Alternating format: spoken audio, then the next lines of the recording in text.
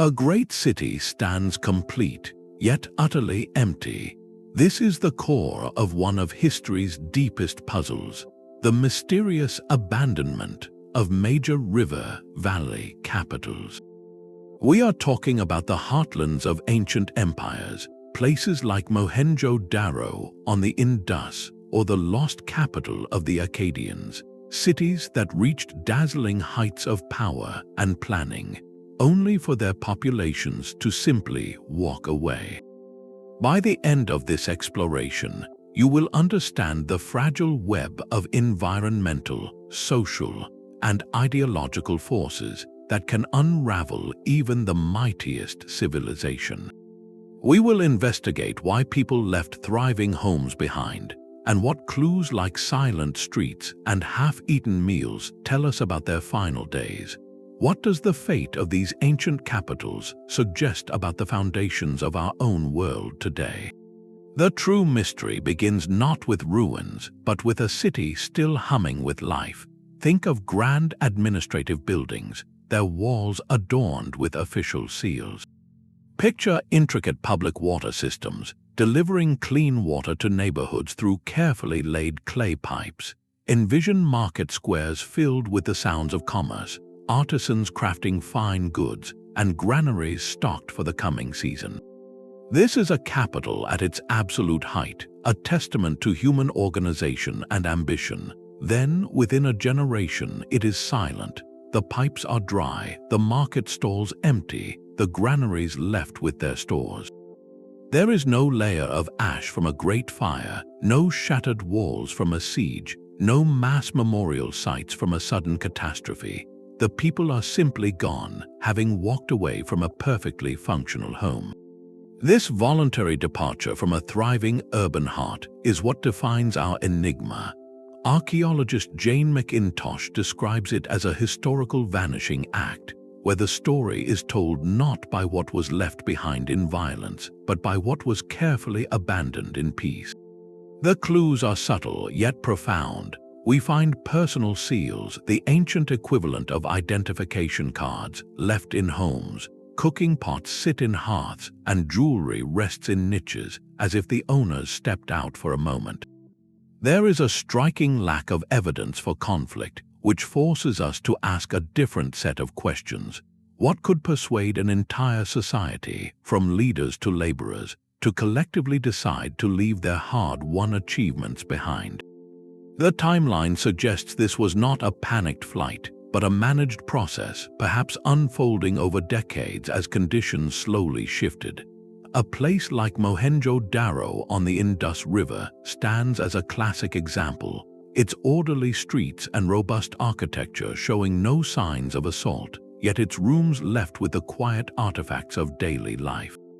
This creates a powerful cultural discontinuity, where a sophisticated urban tradition simply ends, and the river valley does not see its like again for centuries. To qualify for this mysterious category, a site must be a major administrative and cultural hub, often in a fertile river valley that supported its growth. Its end must come not from an obvious external blow, but from a quieter, more internal unraveling. So we begin with this haunting image, a home left in good order, its front door left unlocked, waiting for a return that never came. It compels us to look beyond battles and earthquakes, and into the more subtle pressures that can dissolve the bonds between a people and their place. The first great mystery unfolds along the banks of the Indus River. In the 1920s, archaeologists uncovered the remains of Harappa and Mohenjo-daro, revealing a civilization so advanced and uniform it seemed to rewrite history. The Indus Valley civilization, with its twin capitals, was a marvel of early urban planning. Its cities were built with standardized baked bricks, a size so consistent it suggests central authority. They featured the world's first sophisticated urban sanitation, with covered drains running beneath grid-patterned streets. This was a society that reached its zenith around 2600 before Common Era, a coordinated network of cities sharing common weights, measures, and artistic styles. Then, over centuries, the lights went out. The great cities were not burned or sacked but slowly depopulated, leaving behind what archaeologist Gregory Possehl called the locked door, the still undeciphered Indus script that holds the secrets to their final chapters. For decades, the dominant theory pointed to a dramatic invasion, a wave of newcomers sweeping in to topple the established order. This narrative, however, has been largely discredited by a lack of evidence in the archaeological record. There are no layers of ash from great fires, no caches of weapons, no signs of violent conflict on a scale that would explain a civilization's end. Instead, the clues point to a slower, more insidious force. Researchers now focus on environmental and economic models, particularly the role of climate. Evidence suggests a gradual shifting of monsoon patterns and the possible drying of the major river system known as the Gagga Hakra, which many believe was the lifeblood of the Indus heartland. If the water that fed the agricultural surplus began to fail, the entire economic foundation of these dense urban centers would have crumbled. A powerful case study is the city of Dholavira, located on an island in what is now a salt desert. Dholavira's inhabitants were master water managers, constructing massive reservoirs to capture every drop of seasonal rain. Yet, the archaeological layers tell a story of increasing desperation. Over time, the city's grand gates were sealed off, and its spacious public areas were subdivided into smaller, more crowded living spaces. It is a clear portrait of a society adapting, tightening its belt, and managing a decline until the point where the urban model itself was no longer sustainable. The people likely dispersed into smaller, more mobile communities better suited to a drier landscape. This raises a profound, reflective question. Could the very strengths of the Indus civilization, its magnificent uniformity and complex planning, have made it rigid? When faced with a slow-moving environmental crisis that required flexible, localized responses, did its greatest achievements become its deepest vulnerabilities? The story of water's gift and its slow withdrawal sets the stage for our next exploration, as we turn to another river that gave life to an empire and witnessed its puzzling silence. But the story of water and abandonment does not belong to the Indus alone. To the west, along the storied rivers of Mesopotamia, a different empire rose with even greater ambition, only to vanish into a dust storm of history. Its founder was Sargon of Akkad, a figure of legend who forged the world's first multi-ethnic empire by uniting the independent city-states of Sumer under a single, powerful administration. For over a century, the Akkadian Empire dominated the Fertile Crescent, its capital city of Agade becoming a byword for wealth and power. And then, around 2150 before Common Era, it all came apart. The empire fractured, its cities were abandoned, and Agade itself was lost so completely that archaeologists still debate its exact location. This was not a slow fading, but a dramatic collapse that emptied urban centers across the region. For a long time, historians pointed to internal rebellion or foreign invasion, but the physical evidence once again told a different, more elemental story. Archaeologist Harvey Weiss and others turned to a remarkable source: ice cores from distant glaciers and sediment layers from the Gulf of Oman. These natural archives recorded a sudden, severe shift in the global climate, an event scientists now call the 4.2 Kiloyear Event. This was a prolonged, catastrophic drought that gripped the region for decades, perhaps even centuries. In Mesopotamia, a civilization built entirely on the predictable flooding of the Tigris and Euphrates rivers, this meant agricultural disaster. The empire's great strength, its centralized system of grain storage and redistribution, became its greatest vulnerability. When the rains failed and the rivers ran low, the administrative centers had nothing to redistribute.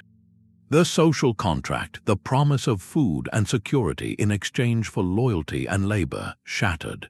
We can see this starkly at sites like Tell Leilan in northern Syria, a key Akkadian administrative outpost.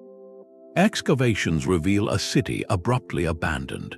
A thick, sterile layer of wind-blown dust covers the streets and buildings, a literal blanket of desert silence laid over a once bustling town. There are no signs of rebuilding, no attempts to resettle. The people simply left, likely dispersing into smaller, nomadic pastoral groups better able to survive in the arid landscape. This evidence forces us to reconsider the interplay of power and nature. The Akkadian Empire represented the peak of administrative control in its age, yet it could not command the clouds or refill the rivers. Its collapse poses a haunting question about systemic fragility. Can the most sophisticated human governance, with all its granaries, bureaucracies, and armies, withstand the catastrophic failure of its ecological foundation? The empty palaces of Agade and its provincial centers suggest that when the environment shifts decisively, even the mightiest empires are built on the most fragile of bargains with the land. This inquiry into a civilization's breaking point leads us next to a culture often seen as the very definition of timeless endurance. Yet the most enduring symbol of ancient power stands not in Mesopotamia, but on the sands of Egypt. The pyramids of Giza are eternal monuments, but the civilization that built them was not. While these stone giants endured, the administrative heart of the Old Kingdom, the great capital of Memphis, experienced a dramatic hollowing out. This is our third great mystery, the desertion of Egypt's first centralized state at the end of its 6th dynasty, plunging the land into an era of fragmentation historians call the First Intermediate Period. For centuries, the Old Kingdom had been the very model of stability, with the pharaoh as the divine linchpin holding cosmic order, or Maat, in place. His power ensured the Nile's annual flood, which in turn fed the population and funded the state's monumental projects. Then, the system shattered. Egyptologist Toby Wilkinson describes this era as a dark age, marked by a profound failure of the life-giving floods. The evidence is both stark and human. Letters from a landowner named Hekanakt, written on papyrus during this turbulent time, reveal a world of desperate scarcity. He frets over rationing grain to his family and tenants, writing of hunger and the need to sell precious linen just to buy barley. This was not an isolated hardship, but a systemic collapse. With low Nile floods came famine, and with famine came the swift erosion of the pharaoh's authority. If the god-king could no longer guarantee the river's bounty, his divine mandate was broken. We see this ideological crisis etched into history. The pyramid complex of Pepi II, the last major pyramid builder whose reign stretched for decades, stands as a poignant monument to this tipping point. His was the final colossal state project of the Old Kingdom. After him, the grand tradition of pyramid building ceased abruptly. The central government's ability to command labor and resources evaporated. Provincial governors became de facto rulers, and the population, once concentrated around state projects, dispersed. People left the struggling capital and administrative centers to return to a more resilient, if meager, life of subsistence farming in rural villages. This ruralization was a survival strategy, but it represented a complete reversal of centuries of cultural momentum. The ideological shock cannot be overstated. For generations, every aspect of society reinforced the pharaoh's role as the sole intermediary with the gods. When famine gripped the land, it was not seen as a mere environmental event, it was a theological catastrophe. The cosmic order had been upended. This forces us to confront a profound question. When a leader's power is divinely ordained, what happens when the gods themselves seem to withdraw their favor through years of hunger? The collapse of the Old Kingdom suggests that the legitimacy of a civilization can be as fragile as its harvests. This theme of an ideological challenge, a crisis of belief in the system itself, would echo far beyond the Nile, in river valleys and ocean away. Far from the deserts of Egypt, a different kind of emptiness took root beneath a canopy of green. In the Maya lowlands, towering temples like those at Tikal and Copán were slowly swallowed by the relentless jungle, their grand plazas falling silent by the 10th century of the Common Era. This is the fourth great mystery, the classic Maya collapse, a particularly complex unraveling because it was not one empire falling, but a network of powerful, independent city-states failing in a terrible cascade. While Maya communities in other regions continued to thrive, the glittering capitals of the southern lowlands were left to the forest.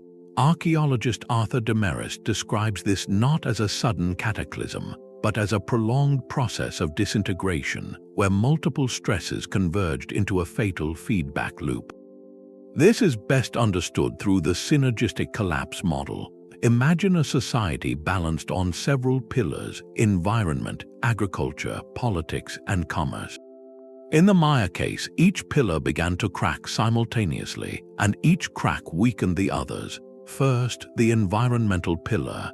Lake sediment cores from the region tell a stark story of repeated, severe droughts during the 9th century, periods where rain was scarce for years on end. Second, the agricultural pillar. To support growing urban populations, the Maya had intensified farming, likely leading to soil depletion and erosion, making them even more vulnerable when the rains failed.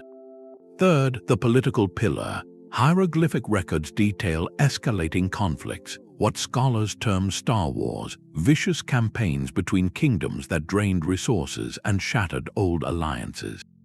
Finally, the commercial pillar. As warfare increased and central authority broke down, the long-distance trade networks that brought in essential goods like obsidian for tools and jade for ritual objects ruptured. We can see this tragic convergence at the city of Copán. The very last dated monument erected in its ceremonial center records a political event in the year 822. After that, the stone carvers laid down their tools. The elaborate royal palace complex was abandoned, not destroyed, but simply left as the elite class lost its ability to command labor and loyalty. The population did not vanish, but they dispersed from the urban core, retreating to smaller, more sustainable homesteads. This pattern repeated across the southern lowlands. The synergistic model asks us to consider a profound question about interconnectedness. How do the very systems that make a civilization strong, its trade routes, its alliances, its intensive food production, become the perfect channels for cascading failure when multiple pressures mount? A drought weakens agriculture, which fuels political unrest, which sparks warfare, which severs trade, which deepens the crisis in a devastating spiral. The Maya collapse presents a powerful lesson in systemic risk, where the greatest danger lies not in a single threat, but in the unforeseen ways multiple threats can amplify one another. This examination of a deeply connected world now turns our gaze to a civilization that famously chose a path of deliberate isolation. A river can be both a lifeblood and a noose. It brings the water and fertile silt that allows a city to flourish, but it also tethers that city's entire existence to a single, often unpredictable, source. This is the common environmental thread running through all our vanished capitals, from the Indus to the Nile. River valleys are unparalleled engines for human growth, concentrating population and enabling the agricultural surplus that builds states. Yet, this very concentration creates a profound vulnerability, a risk that is centralized and amplified. Geographer Karl Butzer framed this brilliantly, noting that river systems are not static features on a map. They are dynamic, living entities that shift course, change their flow, and can, over time, simply diminish. When a civilization builds its entire identity and infrastructure upon that single resource, a shift in the river becomes a shift in the foundation of everything.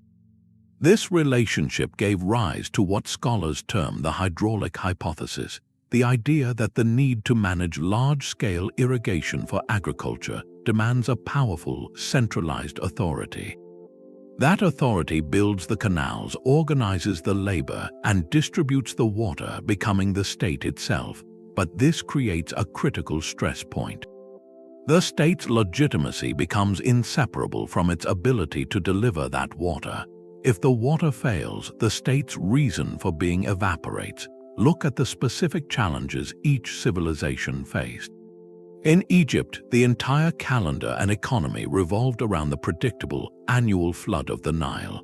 A series of low floods didn't just mean a bad harvest, it meant the pharaoh had lost his divine connection to the cosmic order. In Mesopotamia, the Tigris and Euphrates required constant, labor-intensive management.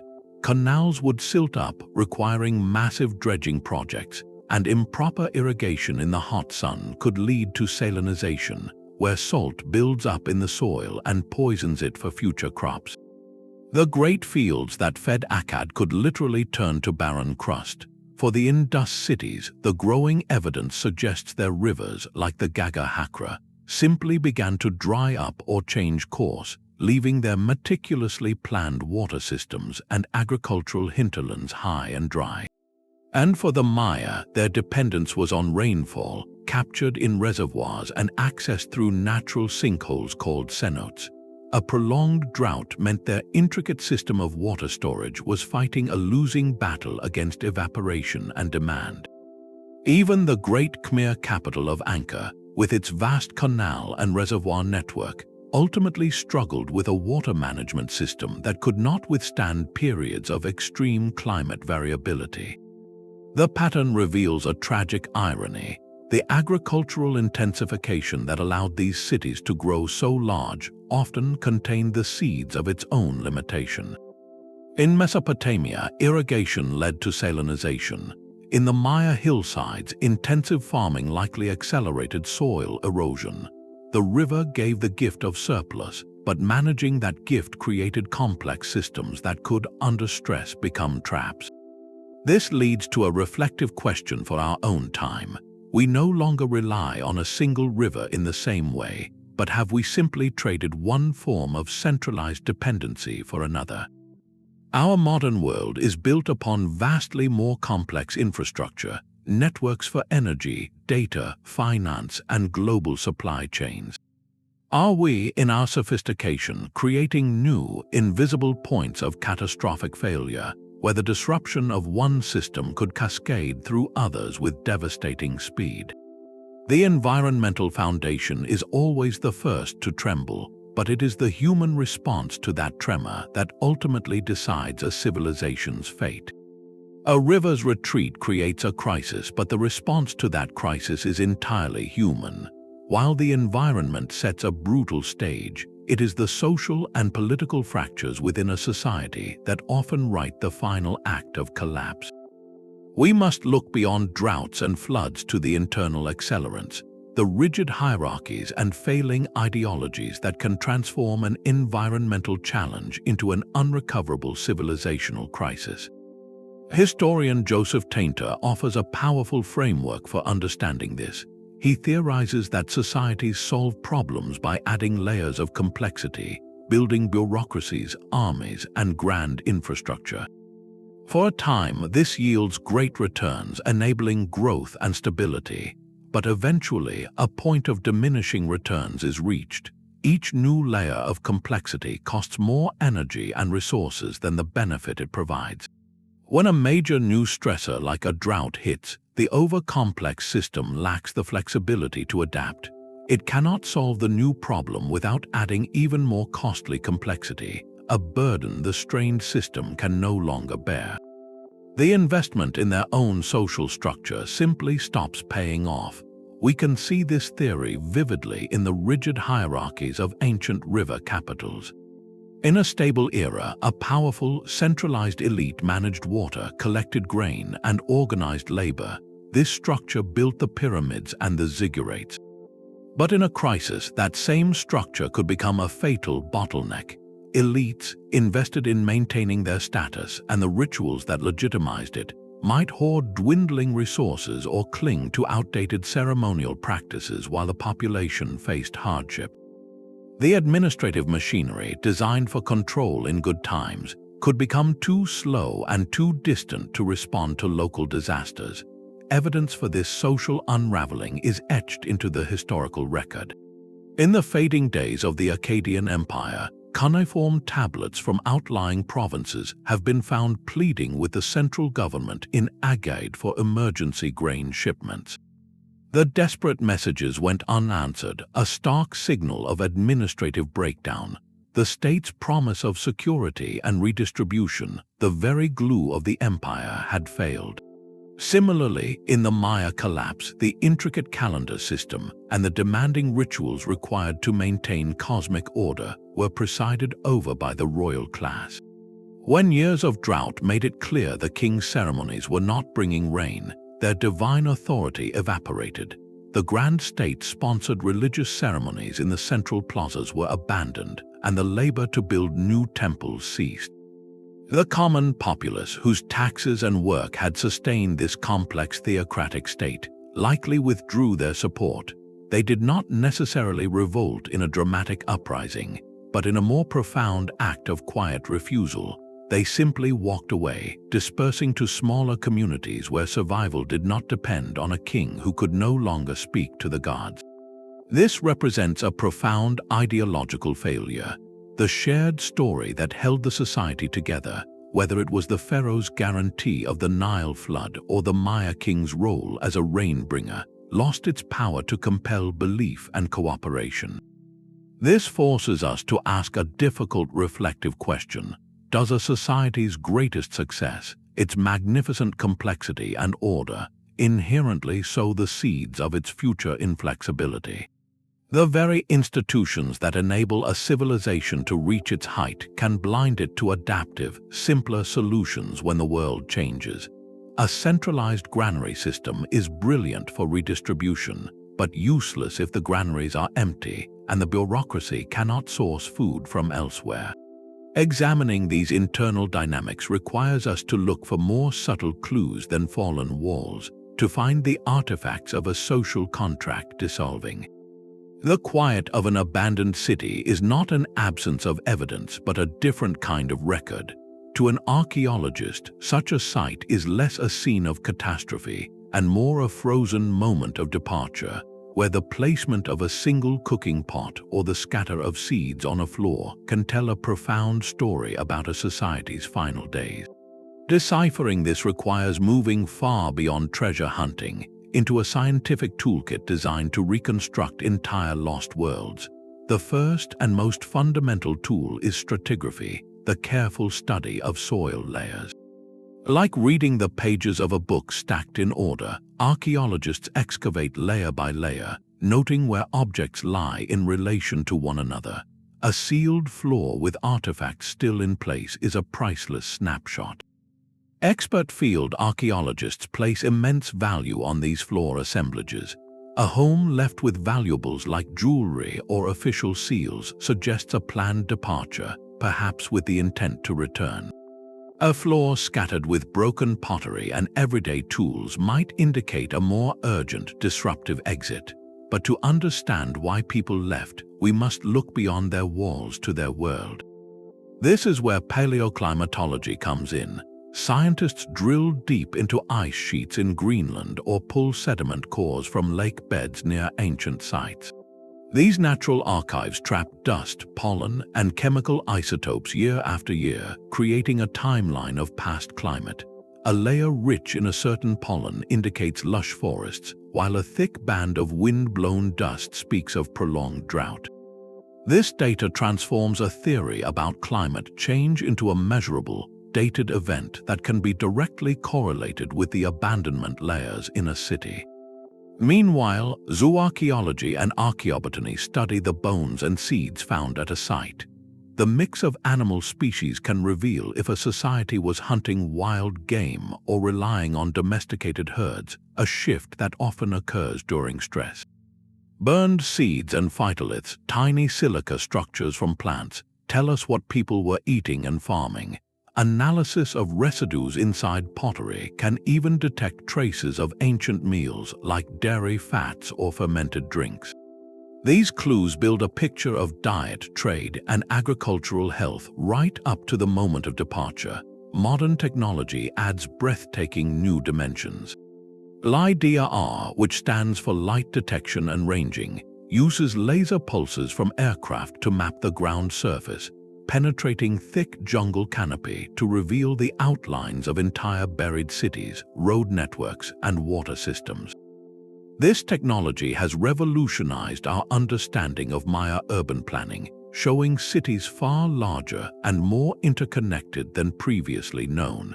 On a more intimate scale, isotopic analysis of human remains provides a personal story. Elements like strontium and oxygen from local food and water leave a signature in tooth, enamel, and bone. By comparing these signatures to regional geology, scientists can trace an individual's lifetime movement. Did the people buried in a city's final years grow up there, or were they migrants? After abandonment, where did they go? This can map the diaspora from a fallen capital. Consider the earlier settlement of Çatalhöyük in Turkey, not a river valley capital but a site famed for its meticulous excavation. There, the detailed analysis of household contents over centuries showed subtle social shifts from collective rituals to more family-focused units, a slow change in the social fabric. Applying such careful household analysis to a major capital's final layer could reveal whether social bonds were strengthening or fracturing under pressure. So we become detectives of the deepest past, sifting through the quietest clues. It invites a personal reflection. If you had to leave your home suddenly, what single object left behind would most confuse a future archaeologist about your life and your departure? This methodological foundation, from laser scans to microscopic seeds, allows us to move from speculation to evidence-based evaluation, testing the theories for why these mighty hearts of civilization finally fell silent. The image of a city's end is often painted with fire and sword, a dramatic clash where barbarian hordes overwhelm civilized walls. This narrative of violent conquest has a powerful hold on our imagination, framing collapse as a clear, external event with heroes and villains. Yet when we apply this invasion theory to the mysterious abandonment of river valley capitals, the evidence often dissolves into a more ambiguous and far more interesting reality. We must critically separate the romantic story from the archaeological record. For decades, the fall of the Indus Valley civilization was attributed to an invasion by nomadic Aryans, a theory drawn from later texts and a handful of disputed findings. Similarly, the collapse of Eastern Mediterranean kingdoms at the end of the Late Bronze Age was long blamed on the mysterious sea peoples, portrayed as a destructive tidal wave of migrants. Historian Eric Klein, who has studied this period extensively, offers a crucial caution. He argues that these events are almost never the result of a single cause like invasion, but rather a perfect storm of interconnected failures where conflict may be a symptom, not the source. An invasion that topples a healthy, resilient state leaves one kind of evidence. An invasion that picks off a society already crippled by drought, famine, and internal strife leaves another. The key is in the ground, in what archaeologists call destruction layers. A city sacked by an army typically shows signs of intense, concentrated violence. We would expect to find widespread evidence of large-scale fires that scar stone and vitrify brick, defensive walls breached and toppled, and human remains showing signs of weapon trauma, often in context suggesting they fell in battle or were caught in the chaos. There would also be a sudden, disruptive shift in material culture, with the styles of pottery, tools, and weapons of a new group appearing abruptly and completely over the old. Now look at a site like Mohenjo-daro. Despite early theories, the excavations reveal no city-wide ash layer from a great conflagration, no skeletons piled in gates or streets showing mass violence. The artifacts remain consistently Indus in style until the very end, with no abrupt replacement by a foreign material culture. The invasion evidence simply isn't there. A more nuanced example comes from Egypt. The period between the Middle and New Kingdoms saw the Nile Delta ruled by the Hyksos, a group of outsiders. Older histories framed this as a brutal invasion and occupation. Modern archaeology, however, suggests a more complex process of gradual migration and eventual political takeover, likely during a time of Egyptian internal weakness. The Hyksos adopted and adapted Egyptian customs, and their rule did not result in the wholesale abandonment of Egypt's urban centers, but rather a shift in political power. This distinction is vital. Invasion can certainly be a final, devastating blow, as when the Hittites sacked Babylon. But for our river valley capitals, the pattern suggests that if foreign groups moved in, it was often into a power vacuum, into cities and farmlands already emptying out due to environmental and social stresses. The warriors may have arrived to find the gates already open, the granaries nearly empty, and the populace already dispersing. This leads to a challenging, reflective question. As a species, do we have a cognitive preference for clean, dramatic stories of conflict with clear antagonists, over the slower, more complex, and often more frightening truth of societal unraveling from within? Choosing the invasion narrative can be a way to assign blame externally, preserving the image of a civilized society struck down by brute force, rather than confronting the possibility that its own structures and choices contributed to its demise. To move beyond conflict, we must therefore explore a threat that is more silent, more pervasive, and in many ways more intimate to a society's core identity. A silent, invisible threat can empty a city far more efficiently than any army. While we search for evidence of conflict or drought, another potential culprit moves through history unseen: a pandemic. The profound demographic collapse caused by disease offers a chillingly plausible explanation for why a thriving capital might suddenly lose the critical mass of people needed to sustain itself. Imagine a society that has never encountered a particular pathogen, what epidemiologists term a virgin soil population. When that new disease arrives, perhaps carried by a trader along a bustling river route, it encounters no natural immunity. The result is not just an outbreak, but a catastrophic demographic event where a significant portion of the population, including essential laborers, artisans, and administrators, could be lost within a single generation. Bioarchaeologist Clark Spencer Larson and others study this by examining the subtle clues left on ancient skeletons. While a specific virus or bacteria rarely leaves a direct mark on bone, the body's response to severe, sustained hardship does. Evidence of physiological stress, such as lines of arrested growth in teeth or patterns of bone lesions, can indicate periods of widespread malnutrition or illness during childhood. A sudden shift in burial practices, like a move from individual graves to less formal communal resting places, can signal a society overwhelmed by loss. But proving an ancient pandemic definitively is one of archaeology's greatest challenges. Most pathogens simply don't preserve in warm climates. The breakthrough science lies in paleogenetics, where researchers can sometimes extract ancient microbial DNA from the dental pulp of teeth, a protected chamber that can preserve traces of the blood-borne pathogens that claimed a life centuries ago. This technique has identified the plague bacterium in individuals from the Bronze Age, proving that such diseases were circulating long before their historically recorded pandemics.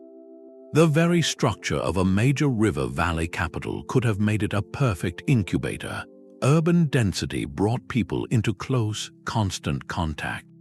While some, like the Indus cities, had advanced sanitation, many others likely struggled with waste management and clean water access, especially under the strain of a growing population or a changing climate.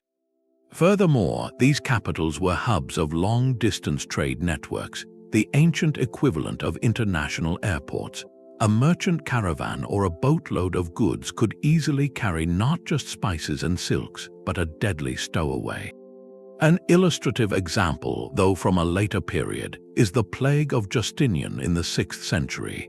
It swept through the Byzantine Empire, killing a staggering proportion of the population in Constantinople and other major cities, crippling the economy and the military, and leaving the empire profoundly weakened. While this event postdates our focal civilizations, it serves as a powerful model for how a pandemic can act as a swift, devastating multiplier of existing stresses. This leads to a deeper, more unsettling question about social trust. In an ancient society where a ruler's power was tied to divine favor or maintaining cosmic order, what happens when a mysterious, untreatable illness begins sweeping through the streets? Could the failure of priests to stop the sickness or kings to protect their people have shattered the ideological glue holding the civilization together? The resulting fear, blame, and loss of faith in institutions could have driven survivors to abandon the city, seeking safety and answers elsewhere. This biological perspective forces us to see these capitals not just as political or economic networks, but as vulnerable ecosystems of human bodies. A pandemic represents the ultimate test of a society's resilience, striking at its demographic foundation and its collective psyche simultaneously. A capital city is more than its walls and temples. It is the beating heart of a vast circulatory system. Rivers of goods, information, and people flow through it, sustaining its life and projecting its power across continents. But what happens when that intricate system suffers a cardiac arrest? This is the story of economic networks and systemic failure, where the quiet severing of a trade route could be as fatal to a civilization as a siege. Archaeologist Susan Sherratt, who studies Bronze Age exchange, provides a crucial insight. She notes that the great capitals of Mesopotamia and the Indus were not self-sufficient. Their elites required exotic materials to display status and maintain ritual, while their artisans depended on distant resources for essential technologies. The most critical of these was tin, the alloying metal that transforms soft copper into durable bronze. In the ancient world, major sources of tin were extraordinarily rare, with one of the principal ones located in what is now Afghanistan. This meant a single, fragile supply line, stretching thousands of kilometers through mountains and deserts, fed the bronze industries of multiple empires. If that artery were cut through political unrest, climate-driven migration blocking mountain passes, or the collapse of intermediary trading partners, the consequences would ripple outward with devastating speed. Bronze was not just for luxury, it was the material of weapons, tools, and ceremonial objects. A disruption in the tin trade would have paralyzed metal production, weakening military capabilities, hampering agriculture, and undermining the elite's ability to commission the symbols of their authority. This is a classic example of systems collapse, where a failure in one sector, like long-distance trade, triggers cascading failures in others, from military defense to social hierarchy, creating a rapid and unstoppable downward spiral. The evidence for this economic unraveling is found in the quiet disappearance of things. In the archaeological layers marking a capital's final century, we see a telling contraction. The distinctive, high-quality pottery styles that were once traded over vast distances begin to vanish from the record. Burials of the elite, once filled with imported lapis lazuli, carnelian, and finely crafted foreign goods, become markedly poorer. Material culture becomes more localized, a sign that communities were turning inward, relying on what they could make or find nearby. This retrenchment speaks to a profound loss of connectivity. The merchant classes, the adventurous individuals who managed these risky long-distance exchanges, were the unsung engineers of civilization's reach. If political instability made their routes too dangerous, or if central authorities could no longer guarantee safe passage or provide valuable goods for exchange, these merchants would cease their voyages. Their marginalization or flight would starve the capital of both vital resources and the flow of information, accelerating its isolation and decline. A stunning window into this lost world of interconnection is the Uluburun shipwreck, a merchant vessel that sank off the coast of Turkey in the late 14th century before Common Era. Its cargo was a time capsule of late Bronze Age trade, containing 10 tons of copper ingots from Cyprus, tin from Afghanistan, ebony from Egypt, ivory from Africa, and glass from Mesopotamia. This single ship, likely sailing between royal courts, underscores the staggering complexity and interdependence of that era's economy. Its tragic end also symbolizes the fragility of the entire system, a network so specialized that the loss of a few key nodes could bring the whole web shuddering to a halt. This historical reality prompts a deeply relevant reflection for our own time. Our modern global economy is the ultimate expression of this ancient principle, a system of breathtaking complexity and reach. Are we, in our sophisticated interdependence, uniquely vulnerable to a similar cascade if critical supply chains for energy, rare minerals, or microchips were suddenly severed? The empty warehouses of a forgotten capital suggest that prosperity built on distant resources is a magnificent but perilous achievement. When those external lifelines are cut, the crisis turns inward, testing the resilience of the human spirit within the city's very walls. A city can starve for meaning long before its granaries run empty.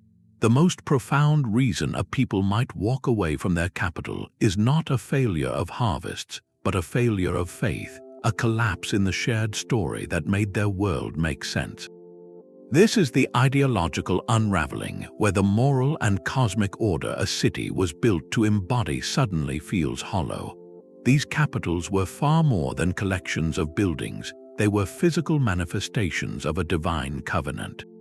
The ziggurat was a stairway to heaven, the pyramid a machine for resurrection, and the royal palace the axis mundi where human and divine realms met. When that connection frayed, the very purpose of the urban center dissolved. Scholar David Carrasco, in his work on Mesoamerican cities, emphasizes that temples were not just places of worship, they were portals, charged locations where the energy of the gods flowed into the human world. To neglect such a portal was not mere vandalism, it was a spiritual severance. The evidence for this profound shift is written in the stones left behind. One of the clearest signals is the abrupt cessation of monumental construction. The Great Pyramid of Pepi II in Egypt was the last of its kind, not for lack of stone, but for a catastrophic lack of belief in the institution it represented. Similarly, the final stela erected in a Maya plaza, recording a king's ritual act, often marks the end of an era. After that date, the skilled artisans who carved history into limestone simply stopped because the royal patron who claimed a divine mandate could no longer command their labor or their belief. We see more active signs of disillusionment, too. In some cases, royal statues were deliberately defaced, their noses broken or their inscriptions chiseled away, a potent act of iconoclasm that sought to neutralize the king's spiritual power. Burial practices might shift from lavish state-managed tombs to simpler family plots, indicating that people were investing their hope in more immediate, local bonds rather than the grand cosmic narrative of the state. This reflects a breach in what historians call the moral economy, the unwritten social contract where the populace offered labor and loyalty in exchange for the ruler's guarantee of order, justice, and crucially, divine favor. The most fundamental part of that bargain was fertility, the assurance that the gods would provide rain and flood. When years of drought or famine made it clear the king's rituals were not working, his legitimacy evaporated.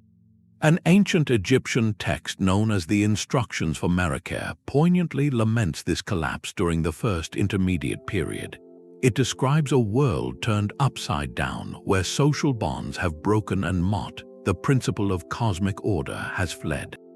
The text mourns the land spins around like a potter's wheel, capturing a profound sense of societal and spiritual vertigo. In the Maya world, archaeologists find evidence of what they term ritual termination events. In the final days of a city like Cancuan, elites themselves sometimes conducted a ceremony of closure. They would break ceremonial vessels, scatter sacred objects, and even deface the masks of deities on temple facades. This was not an attack by outsiders, but a deliberate, internal act. It suggests that before abandoning the portal to the gods, they felt compelled to close it, to ritually kill the power of the place so it could not be misused, or perhaps as a final, desperate attempt to release its spiritual hold. This forces a deeply personal reflection. What are the modern ideologies, the shared stories of progress, democracy, or economic growth that hold our own societies together? We rarely think of them as fragile, yet they require our collective belief to function. If repeated crises, environmental, economic, or social, were to fundamentally break our faith in these narratives, what would be our equivalent of walking away from the civic center? The spiritual vacuum left by a fallen state religion creates a practical dilemma, one that leads our inquiry to its final, human scale. Where do you go when the center cannot hold? The silence of a great capital does not mean its people vanished from the earth.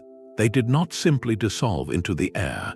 Instead, they walked away, carrying their languages, their skills, and their genes into new landscapes.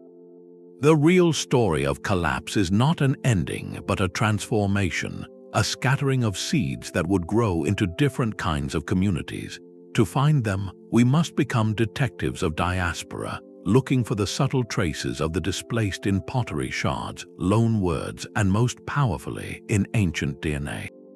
The work of geneticist David Reich has shown how the study of ancient genomes can map epic population movements across Europe and Asia, revealing stories of migration and mixing that written history never recorded. This same scientific lens, though challenging to apply in hot climates where DNA degrades rapidly, offers our best hope for tracing the fate of those who left the river valleys. Where did they go? One compelling theory follows the possible movement of people from the drying Indus Valley eastward towards the more reliable waters of the Ganges basin. Archaeologists see hints in the material culture of later settlements there, where some pottery forms and artistic motifs seem to echo older Indus styles, suggesting a transmission of knowledge, if not necessarily a wholesale replacement of population. In Mesopotamia, the evidence points not to a long trek, but to a process of ruralization. As the central authority in Agade crumbled, people likely abandoned the unsustainable urban core and dispersed into the countryside, forming smaller, self-sufficient villages.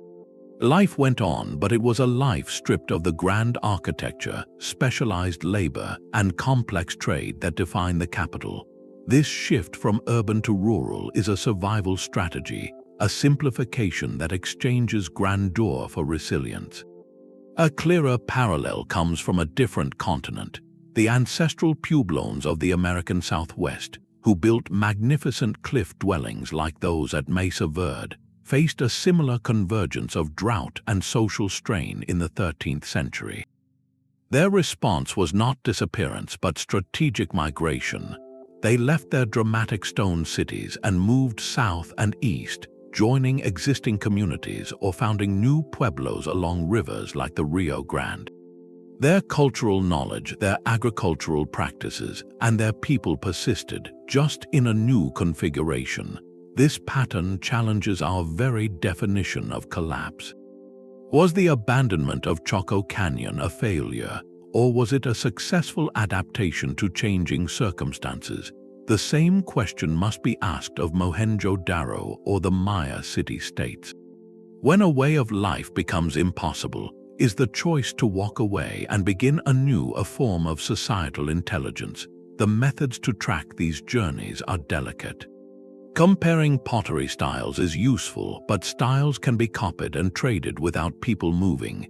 Linguistic studies can trace the spread of language families, suggesting routes of contact. But the most direct evidence comes from archaeogenetics. The monumental challenge in regions like South Asia or Mesopotamia is preservation. The the relentless heat that breaks down the delicate strands of ancient DNA. Yet, every successful extraction from a burial site can potentially link an individual in a post-collapse village to the genetic lineage of the great capital that preceded it. Finding these genetic signatures would transform a mystery of emptiness into a map of human resilience. It reframes the grand narrative from one of catastrophic endings to one of enduring legacy, where the true monument to a civilization is not the abandoned city, but the living descendants who carried its heritage into an uncertain future. This realization brings us to the final, overarching question that haunts every fallen capital, a question about the very nature of the systems we build. What we call collapse might simply be a radical transformation. A society can change its shape so dramatically that from our distant vantage point, it appears to have vanished entirely. This is a crucial reframing, moving away from the image of a catastrophic ending toward a more nuanced understanding of resilience and reorganization. Historians like Patricia McAnany and Norman Yoffe challenge the traditional doom-laden narrative. They argue we must distinguish between the collapse of a specific political system, the centralized state with its palaces and tax collectors, and the extinction of a culture or its people. The two are very different things. Consider the so-called Dark Ages that follow these events. Often, this darkness is not a blanket of silence over the land, but a gap in the records kept by the elite. The monumental inscriptions cease, the royal chronicles end. Yet, in the villages, life continues. People still farm, they still marry, they still tell stories and pass down knowledge. The spotlight of history moves away, but the stage is never empty. This perspective invites us to see the post-Old Kingdom period in Egypt not as a time of utter chaos, but as a reorganization of power from a single divine king to many local governors. The core Egyptian identity, its language and its foundational religious concepts persisted. They were bent, not broken, and would recoalesce into the mighty new kingdom. Similarly, after the classic Maya collapse in the southern lowlands, Maya culture did not die. It flourished in new centers in the northern Yucatan, like Chichen Itza, adapting to different environmental and political realities. The calendar, the writing system, and the cosmological beliefs evolved, but they endured. A powerful, tangible example of this continuity lies in the Indus Valley. The meticulously standardized weights and measures used in Harappa and Mohenjo-daro, a hallmark of their administrative sophistication, did not just disappear. Scholars note their striking resemblance to weight systems used in later South Asian cultures, centuries after the cities were abandoned. This is not likely a coincidence. It suggests a transfer of practical knowledge, a thread of cultural memory that survived the dissolution of the urban centers that first spun it. This reframing forces us to ask an uncomfortable reflective question. Is our enduring fascination with the mysterious abandonment of great capitals, in part, a projection of our own modern anxieties? Do we see in these silent streets a mirror for our own fears about climate change, political instability, and societal fragility? The narrative of a sudden, catastrophic fall is dramatic and clear. The narrative of a slow, complex transformation into something new is messier and far less comforting. It removes the clean break between a glorious past and a dark aftermath, suggesting instead that civilizations are not solid edifices that shatter, but living processes that constantly adapt, sometimes in painful and revolutionary ways. To truly understand this process of transformation, we must move from the theoretical to the specific, to examine the most compelling and debated case studies where this line between ending and evolution is drawn. The streets of Mohenjo-daro are a perfect grid under a blazing sun. 2,600 years before our common era, a resident could walk from the high citadel down to the lower town, passing uniform baked brick homes, each with its own well and a bathroom draining into a covered street sewer. This was urban planning at its most logical, a city engineered for order. Then, in the 1920s, when archaeologist R.D. Banerjee first uncovered those streets, he found not a scene of destruction but an unsettling quiet. The city appeared not sacked but simply vacated, its remarkable infrastructure left intact. This orderly exit is what makes Mohenjo-daro the quintessential case study in our mystery. Early interpretations, led by Sir Mortimer Wheeler in the 1940s, leaned toward a dramatic end. Wheeler famously pointed to a group of skeletons found in a lane, suggesting they were victims of a massacre, a last stand against Aryan invaders. This invasion theory captured the imagination for a generation, fitting a narrative of conquest. However, later excavations, particularly those by American archaeologist George F. Dales in the 1960s, meticulously re-examined the evidence. Dales argued the skeletons showed no signs of weapon trauma, and their positions suggested they were not cut down in battle, but likely individuals who had perished from other causes and were not formally buried, perhaps during a time of community breakdown. A critical clue was what was not found. There were no caches of weapons, no burned buildings from a city-wide fire, no layers of ash. Instead, the evidence pointed to a slow, deliberate departure. In numerous houses, valuable items like carved seals used for marking property, necklaces, and even pots of grain were left behind. The city's crowning architectural achievement, the Great Bath, a large, watertight pool likely used for ritual purification, was found empty but undamaged, its sophisticated drainage system still functional. This is not the archaeology of panic, it is the archaeology of a difficult decision. The most compelling explanation now centers on environmental stress, a slow squeeze rather than a sudden blow. Geological studies of the region indicate the Indus River, the city's lifeblood, became increasingly unstable. Evidence points to repeated, catastrophic floods that would have inundated the lower parts of the city. Archaeologists found houses where the floors showed layers of silt, indicating floods, followed by new floors built directly on top, over and over. This constant rebuilding would have drained the community's energy and resources. Simultaneously, there is evidence the river may have begun to silt up or shift its course, disrupting the agricultural lands that fed Mohenjo-daro's population. In the city's final phases, we see signs of a declining urban core. Some neighborhoods show less maintenance, and the remarkable uniformity of the brickwork begins to break down.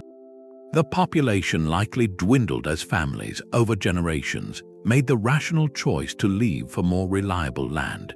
They probably dispersed into smaller, rural settlements along smaller watercourses, trading the grandeur of urban life for the security of a sustainable harvest. A poignant snapshot was found in one modest dwelling. On the hearth, a set of cooking pots was discovered, as if a meal had been prepared but never eaten. The home was otherwise orderly, with personal belongings in place. This scene speaks volumes. It suggests a departure that was urgent enough to leave a meal behind, but not so chaotic as to trigger looting or a scramble for valuables. It hints at a community facing a creeping crisis, where the moment to finally leave arrived not with a bang but with a quiet consensus, so we are left with a reflective puzzle for the modern mind. If you were one of Mohenjo-daro's planners, watching the floods return with grim regularity and the river grow less predictable each year, what would your final civic act be? Would you organize one last effort to dredge the main canal? Or would you quietly advise families to pack what they could carry and seek new beginnings upstream? This orderly Indus Valley departure stands in stark contrast to the end of a capital half a world away, where the collapse was not quiet and managed but spectacularly abrupt. The humid air of the Guatemalan rainforest holds a different kind of silence. Here, the temples of Tikal do not stand in an open plain, but pierce a green canopy, their limestone facades once painted bright red, now weathered to bone white. For centuries, Tikal was a Maya superpower, a city of perhaps 100,000 people. its skyline dominated by pyramids where kings performed rituals to commune with ancestors and gods. Then, between the years 850 and 950 of the Common Era, its urban heart emptied. This was not a single event, but a slow, deliberate exodus that left the grand plazas to the jungle. The most haunting clues to this departure are not found in what was left behind, but in what was intentionally broken. Archaeologists have uncovered evidence of a profound Maya practice known as termination rituals. In the final days of Tikal's royal court, elites entered sacred spaces and systematically smashed elaborate incense burners, defaced stone monuments, and scattered pieces of carved sculptures. This was not vandalism by invaders, it was a ceremonial act performed by the people who revered these objects most. Maya epigrapher David Stewart, who has deciphered countless inscriptions, notes that texts describe these rituals as a way to symbolically kill a place, to release the spiritual energy or kaya bound within it. Think of it as a formal decommissioning. When a dynasty ended or a building was abandoned, a termination ritual served to close the portal between the human and divine realms, preventing that sacred power from falling into chaos or misuse. At Tikal, this practice seems to have been a final, solemn step in the abandonment process. The ritual breaking of objects in the central Acropolis, the administrative heart of the city, suggests that the ruling class itself was overseeing the spiritual closure of their own capital. They were, in a sense, turning off the lights in the temple before locking the door. This act ties directly to the political collapse. The tomb of one of the last known rulers, Jasorchan Kayawil II, has been found. But archaeologists have found no tomb for a successor. The royal lineage simply ends, with no new king to perform the essential rituals to ensure cosmic balance and seasonal rains. The entire ideological foundation of the state crumbled. The termination rituals may have been a desperate attempt to manage this uncontrollable transition, to properly conclude the covenant with the gods since there was no human ruler left to uphold it. The physical abandonment was a drawn-out process. Evidence shows that some outlying neighborhoods were left empty decades before the final rituals in the city center. A remnant population likely stayed for a time, living in simpler dwellings among the decaying grandeur, but the intricate web of specialized labor, tribute, and royal authority had unraveled. This leads to a deeply empathetic question. If you truly believed the temples of your city were the living homes of gods who ensured the rains and harvests, could you simply walk away? Or would you feel compelled to perform one last ceremony, to respectfully explain your departure and set those divine powers free? The meticulous nature of Tikal's termination rituals points to a society seeking spiritual resolution even as its political reality dissolved. This conscious ceremonial farewell stands in stark contrast to our next case, where the end came not with ritual closure, but with a shocking and sudden rupture. But even the most resilient society has its breaking point. A final, violent blow from nature can deliver the coup de grace to a capital already weakened from within.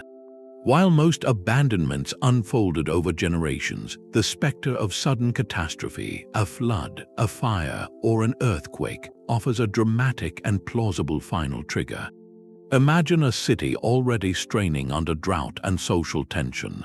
Its granaries are half empty, its leadership questioned. Then, in a single day, the earth itself revolts.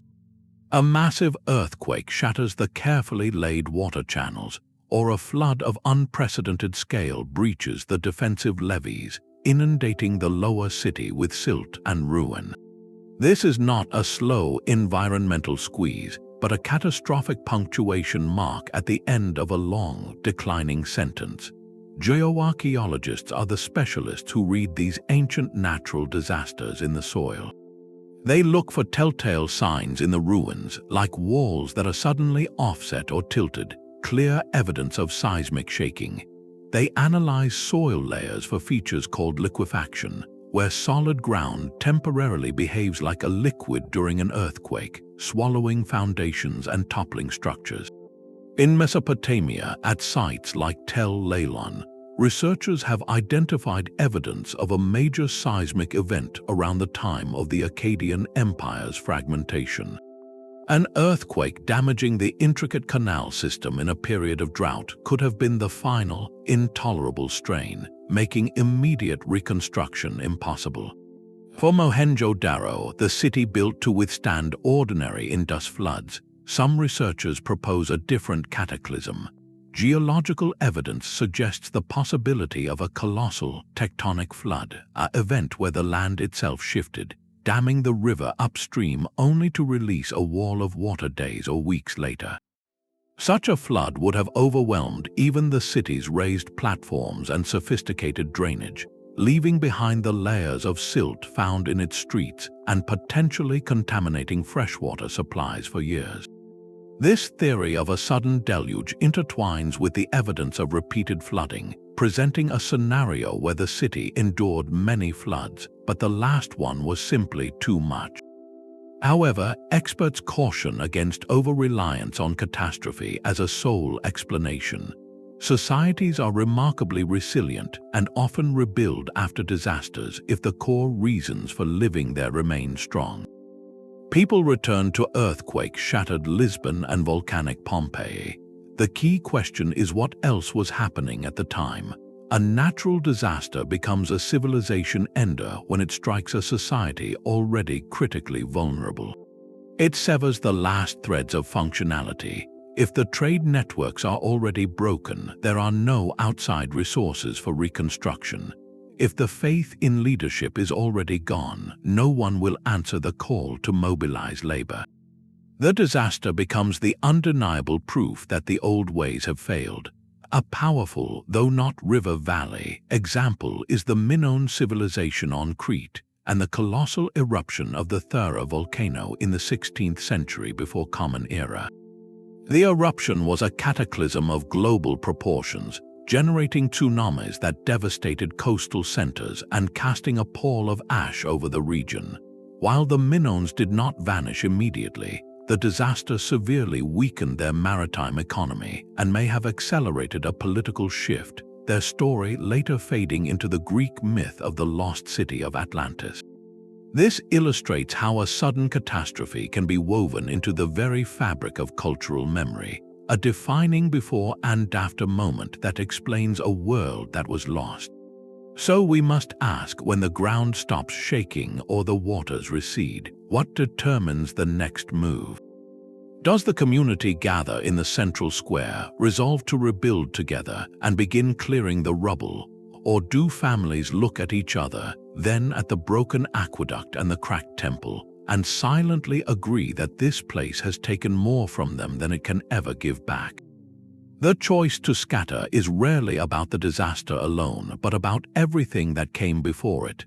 This contemplation of immediate, shattering triggers brings us back, full circle, to the long-term lessons written in silent stone. The silent streets of ancient capitals hold a mirror to our own glittering skylines. The same forces that emptied Mohenjo-daro or Akkad environmental stress, resource dependency, and overwhelming complexity are not relics of the past. They are the defining pressures on our modern megacities today. We have simply traded the river's unpredictable flood for the rising sea, the failing monsoon for the depleted aquifer, and the fragile tin trade for intricate global supply chains. The fundamental question posed by thinkers like Jared Diamond is not whether our civilization will collapse, but whether we can recognize the slow-moving threats that ancient societies failed to see in time. Collapse in this light is less a dramatic event and more a profound failure of risk management. Consider our modern environmental parallels. Ancient Egypt depended entirely on the Nile's annual pulse. Today, massive urban centers from Cairo to Phoenix to Sao Paulo are equally dependent on single, over-tapped water sources, whether a distant river or a deep underground aquifer that rains cannot replenish. The recent Day Zero crisis in Cape Town serves as a stark, real-world warning. In 2018, after years of drought and high consumption, the city came within weeks of literally turning off the municipal water taps. It was a modern near-miss abandonment scenario, averted only by drastic conservation and fortunate rains. It demonstrated how quickly a thriving, sophisticated city can approach the brink when its primary resource fails.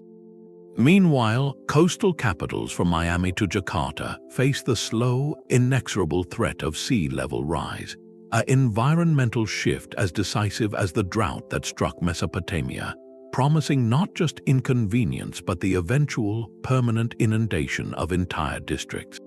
Our technological prowess creates both shields and new, unprecedented vulnerabilities. We can predict storms and desalinate seawater, but we have also built systems of breathtaking interdependence. An ancient capital starved if the tin trade from Afghanistan was cut. Today, a cyber attack on a port's logistics software, a political conflict in a key shipping lane, or a pandemic disrupting global labor can cause cascading shortages of everything from microchips to medicine. Our complexity has granted us incredible wealth and comfort, but it has also concentrated risk. A single point of failure in a regional power grid can plunge millions into darkness, halting water pumps, refrigeration, and communication, a swift unraveling of the urban fabric that no ancient society could have conceived. This is where the concept of resilience thinking enters modern urban planning. It draws directly from the lessons of historical collapse, advocating for decentralization and redundancy, the very strategies that allowed dispersed rural communities to survive when great capitals fell. Instead of one massive power plant, a resilient city invests in a distributed network of smaller renewable sources. Instead of a single, colossal water reservoir, it develops multiple local sources and aggressive recycling systems. The goal is to avoid the ancient trap of putting all civilizational eggs in one basket. It is about designing systems that can absorb a shock, adapt, and continue functioning, much like the smaller, flexible communities that persisted after the Maya kings departed Tikal. So we must ask ourselves a reflective question that future historians might ponder. Looking at our world map, which of our shining urban centers might they point to as examples of unsustainable concentration? Is it the desert city of millions pumping water from 1,000 miles away? Is it the coastal metropolis building ever higher seawalls against a rising ocean? Or is it the global financial hub so enmeshed in digital networks that a physical disaster elsewhere could trigger its economic paralysis? The stories of abandoned river valleys matter because they are not just about the past. They are case studies in systemic fragility. They remind us that prosperity is not a permanent condition, but a dynamic balance that requires constant, conscious stewardship. Our greatest advantage over the ancients is not our technology alone, but our ability to read their stories and choose a different path, to build not just for height and grandeur, but for durability and adaptability in an uncertain world. The weight of a failing world rests on a single throne. In the final chapters of these river valley capitals, the spotlight narrows to the individuals at the very top, the kings, pharaohs, and high priests whose decisions or indecisions determined whether their civilization would adapt or dissolve. Ancient governance was a monumental task even in times of plenty, but under the gathering pressure of drought or famine, it became an almost impossible burden. A ruler's authority was often divinely ordained, meaning his primary role was to maintain cosmic order, not just manage logistics. This created a profound tension when crisis struck. Political historian Norman Yoffe notes that the first thing to collapse in a failing state is often its problem-solving capacity. The administrative machinery designed for stability becomes too slow, too rigid, or too disconnected from local realities to address novel, widespread threats. Information traveled at the speed of a horse or a riverboat, meaning a king in his palace might receive news of a failed harvest in a distant province months after it happened. By then, the local population might already have dispersed and the crisis could have spread. The ruling elite also faced severe ideological constraints. For a Maya king, the prescribed response to drought was not to dig new wells, but to perform ever more elaborate and costly bloodletting rituals to petition the rain gods. For an Egyptian pharaoh, a series of low Nile floods was not just an agricultural problem. It was a direct challenge to his divine mandate, a sign he had lost the favor of the gods. In such a system, pragmatic solutions could be seen as blasphemous, an admission that the ruler's spiritual power was insufficient. We can see two starkly different leadership responses in the historical record. In Egypt, during periods of stress, pharaohs sometimes launched ambitious expeditions to secure new resources. They sent mining crews deep into the desert or trade missions to distant lands like Punt, seeking gold, incense, and exotic goods to bolster the economy and, symbolically, to demonstrate their reach and favor. This was an outward-looking, expansionist form of crisis management.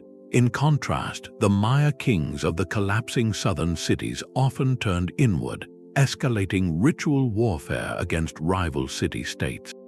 The goal was not merely territorial conquest, but the capture of high-status prisoners for sacrificial ceremonies intended to restore cosmic balance and bring rain. This consumed vast resources and further destabilized the region, a tragic feedback loop where the prescribed solution accelerated the very problem it sought to solve. The evidence for failed leadership is etched in stone and clay. The last kings of the Akkadian Empire, such as Shah Khalid Shari, continued to inscribe grandiose titles like King of the Four Quarters of the World on their monuments, even as the empire's provincial centers were being abandoned and its trade networks lay in ruins. The grand narrative of power was maintained in the capital long after the reality of power had evaporated. A poignant, silent testimony comes from Copán in the Maya world. The reign of its 16th ruler, Yaks Pasaj Chan Yopot, began with the construction of magnificent monuments, but as the 9th century progressed, the pace of construction slowed, then stopped entirely.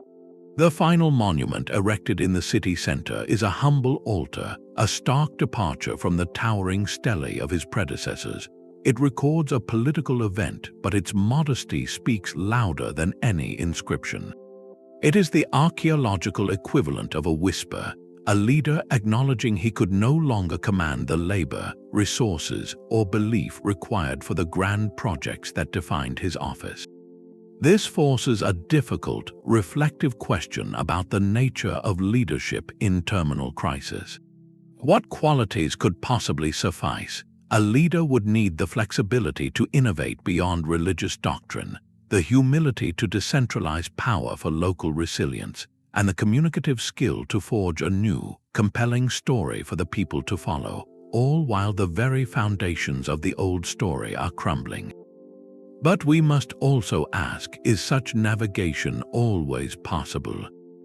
When the ecological or economic foundation of a society undergoes a decisive, irreversible shift, can any leader, no matter how visionary, steer the ship to a new shore, or is their only choice to manage the dignity of its departure? The fate of these capitals suggests that leadership is inextricably linked to the stories a society tells itself, and when the story breaks, the leader is often the first character to be written out. A city does not truly die until its last story is forgotten. When the physical walls of these great capitals fell silent, their memory did not vanish, it simply changed form, transforming from lived history into powerful myth and sacred cautionary tale. The human mind cannot easily accept a vacuum of meaning, especially one left by a civilization's sudden silence. So, later cultures who encountered the overgrown ruins or heard whispers of a lost golden age wove explanations, embedding the trauma of abandonment into their foundational stories.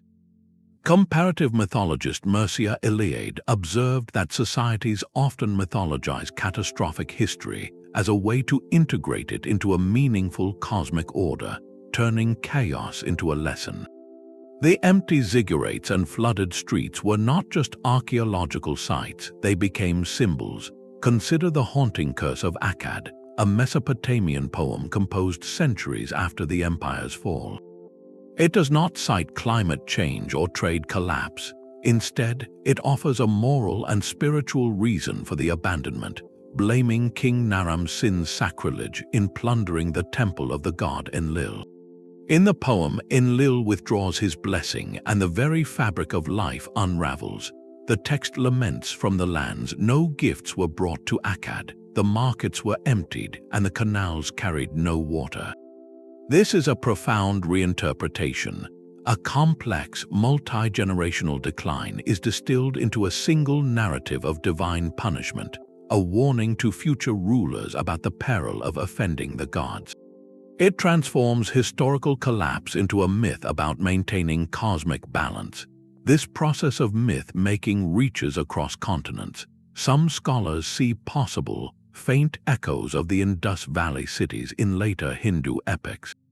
The Mahabharata describes a great, sophisticated city named Dholavira, said to have been swallowed by the sea.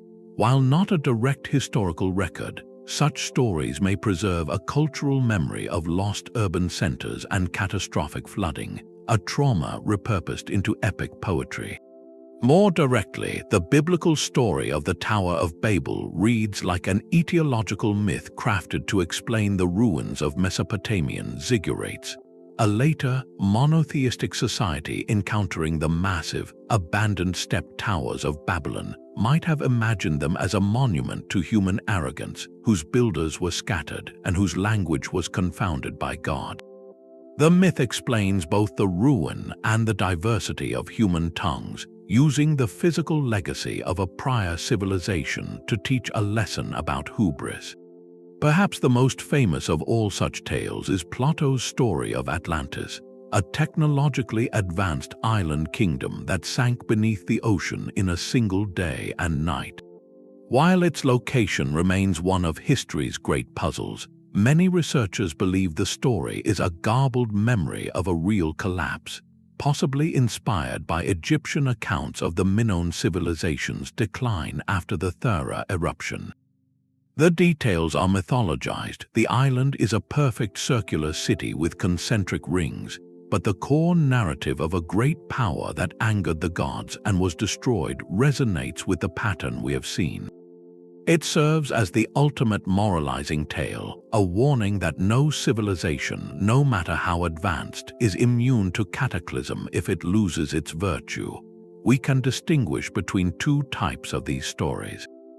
Etiological myths aim to explain the origin of a puzzling phenomenon, like the strange mounds that were actually the ruins of Mohenjo-daro.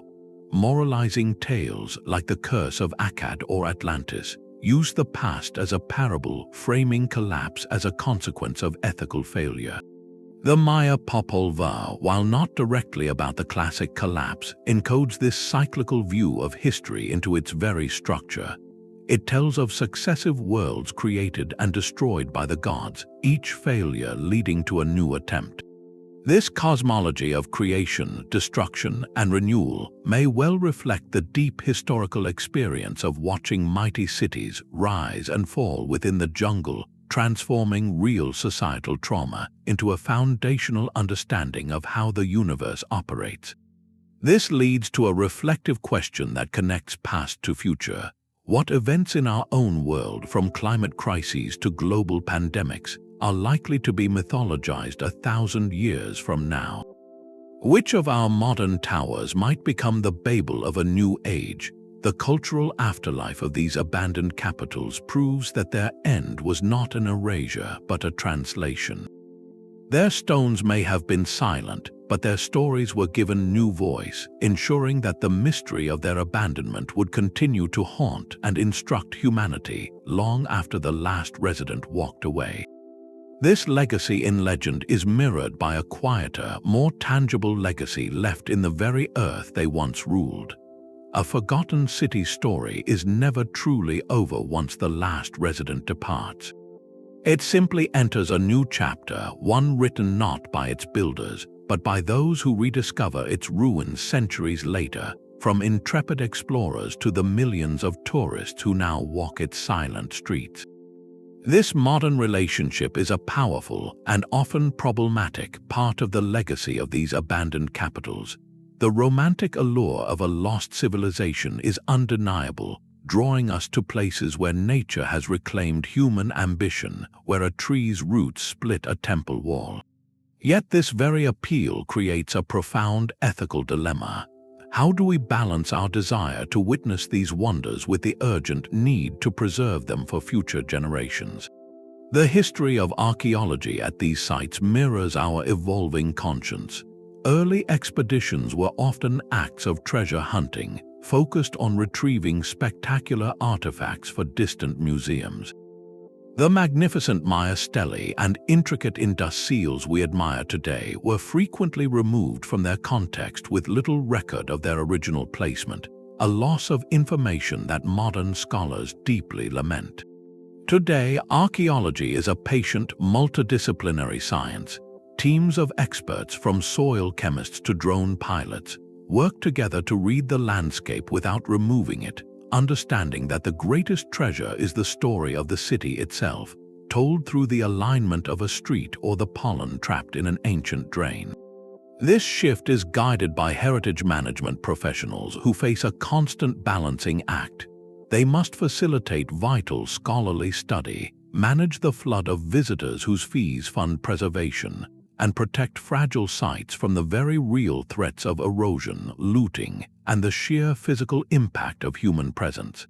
The positive impacts of responsible tourism are significant. It generates crucial revenue for conservation projects and raises global awareness, creating a constituency of people who care about these places. Local economies benefit, which can incentivize communities to protect their heritage. However, the negative impacts are equally real. The cumulative effect of thousands of footsteps can wear down original stone floors. The moisture from human breath in enclosed tombs can encourage destructive mold. Unregulated development to accommodate tourists can alter groundwater levels or visual landscapes, harming the sites in subtle, lasting ways. Each location faces unique conservation challenges. At Mohenjo-daro, the ancient baked bricks are threatened by a modern enemy, salt. As groundwater evaporates in the hot sun, it draws salts to the surface, which crystallize inside the brickwork, causing it to crumble from within. Conservators fight a constant battle against this insidious decay. In the Maya rainforest, the fight is against the jungle itself. The very vegetation that protected the ruins for centuries now threatens them, as roots seek moisture in the mortar between stones, slowly prying structures apart. Clearing this growth is essential but must be done with surgical care to avoid collateral damage. A powerful illustrative example is Angkor Wat in Cambodia. This sprawling temple complex, a successor to the great river capitals, now receives over 2 million visitors a year. The pressure is immense. To protect its foundations, which are sensitive to changes in the water table, engineers are reviving and studying the Khmer's own ancient, sophisticated water management systems. They are not just fixing leaks, they are relearning a lost hydrological science to ensure the temple's stability, a direct dialogue with the past to safeguard its future. This complex reality prompts a necessary reflective question for any of us who have stood in awe before an ancient wonder.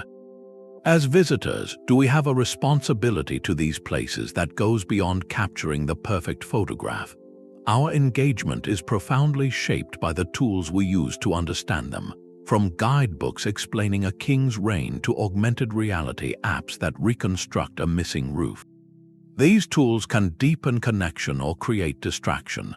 Ultimately, a ruin is not a static museum display. It is a fragile document still being read. Every visit, every study, every preservation decision adds a new line to its ongoing story. forcing us to consider what kind of chapter we, in the 21st century, wish to write. The soil holds its secrets tightly, but we are learning to listen with new ears and see with new eyes. The greatest revolution in understanding these ancient abandonments is not happening with a shovel, but with a sensor, a satellite, and strands of ancient DNA. We are entering an era where technology is peeling back layers of jungle canopy and centuries of silt, offering glimpses into the final days of lost capitals that were unimaginable just a generation ago. This is a detective story where the tools of discovery are as futuristic as the mysteries are ancient. At the forefront is LiDAR, or light detection and ranging. Mounted on aircraft, it fires millions of laser pulses at the ground. These pulses penetrate dense forest canopies, and by measuring the time it takes for each beam to bounce back, a computer can construct a breathtakingly detailed three-dimensional map of the ground surface below, stripping away the vegetation to reveal the ghostly footprints of civilization. The impact has been nothing short of revolutionary. In the Guatemalan rainforest, a vast LiDAR survey revealed tens of thousands of previously unknown Maya structures, from small houses to grand ceremonial complexes, connected by raised causeways and intricate irrigation systems. This single technological leap forced a complete reassessment of classic Maya society, suggesting populations were many times larger than previously thought, and their landscape management was far more intensive.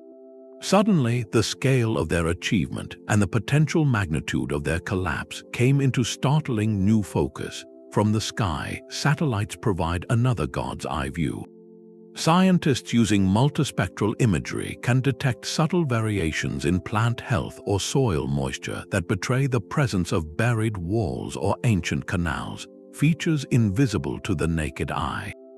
These images are fed into Geographic Information Systems, or GIS, powerful digital mapping platforms that allow researchers to analyze the relationship between a city, its farmlands, and its water sources with incredible precision. An archaeologist can now model how a shifting river course might have starved a city's agricultural hinterland, testing environmental theories with digital rigor. On the ground, tools like ground-penetrating radar send radio waves into the earth, painting a picture of buried foundations, tombs, or even entire streets without moving a single grain of soil. It allows for non-invasive exploration, preserving sites while revealing their layout. But perhaps the most intimate revelations come from the smallest scales. Advanced genetic sequencing, pioneered at institutes like the Max Planck Institute for Evolutionary Anthropology, can now extract minuscule traces of ancient DNA from skeletal remains, even in challenging climates. This lets scientists trace family lineages, map population movements, and identify the arrival of new groups before, during, or after a collapse. Were the final inhabitants of a city all related, or were they a mixed population? Did new people arrive in the aftermath? The genes hold the answers. Complementing this, isotopic analysis acts as a chemical passport locked in tooth enamel. Elements like strontium and oxygen from local food and water leave a unique signature based on the underlying geology. By analyzing these signatures, researchers can determine where an individual grew up and even trace their movements over a lifetime. This has been applied to remains from the Indus Valley, with early results suggesting diverse diets and possible patterns of mobility, hinting at a society that was interconnected and dynamic long before its urban centers emptied. The data deluge from these technologies is so vast that artificial intelligence is now joining the team. Machine learning algorithms are being trained to spot patterns in LiDAR data, identifying potential archaeological sites across thousands of square kilometers faster than any human team. Other AI projects are attempting to decipher undeciphered scripts like that of the Indus Valley by analyzing the statistical patterns in the symbols, searching for a linguistic Rosetta Stone hidden in the code. A stunning example of this technological convergence is the discovery of a lost city in the Honduran rainforest, often referred to in popular media as the lost city of the monkey god. LiDAR surveys revealed a sprawling urban layout with pyramids, plazas, and terraces in a region considered impenetrable. Ground teams then confirmed the findings, uncovering stone sculptures untouched for centuries. This was not a slow, scholarly hunt, but a targeted strike made possible by seeing through the forest from above. These tools do more than satisfy curiosity, they rewrite narratives. They shift our perspective from seeing collapse as a simple event to understanding it as a complex process visible in changing settlement patterns, shifting trade routes, and gradual population movements. They allow us to ask sharper questions. Which neighborhoods were abandoned first? Did people cluster together for protection or scatter to the winds? The promise is a future where the silent testimonies of pottery shards and foundation stones are amplified by petabytes of precise data, so we are left with a hopeful reflection. With such powerful instruments now at our disposal, which enduring mystery feels most tantalizingly close to being solved? Is it finally hearing the whispers of the Indus script, or mapping the complete network of Akkadian trade routes, or genetically tracing the diaspora from a single abandoned neighborhood? These technologies remind us that the past is not a closed book, but a palimpsest, a manuscript where earlier writing is being recovered letter by letter, offering not just a clearer view of history, but profound insights for our own future on this changing planet. A civilization's final struggle is being erased by the very forces that may have ended it. The climate shifts that likely emptied ancient river valleys are accelerating today, not as a slow historical process, but as a present-day emergency that threatens to obliterate the fragile evidence of those past collapses. This is the profound irony of climate change archaeology, a new field born of urgent necessity. It confronts a race against time where rising seas, intensifying storms, and shifting desert sands are actively destroying the silent archives we have only just begun to read. The scientific insights from organizations like the Global Heritage Fund detail a stark global picture.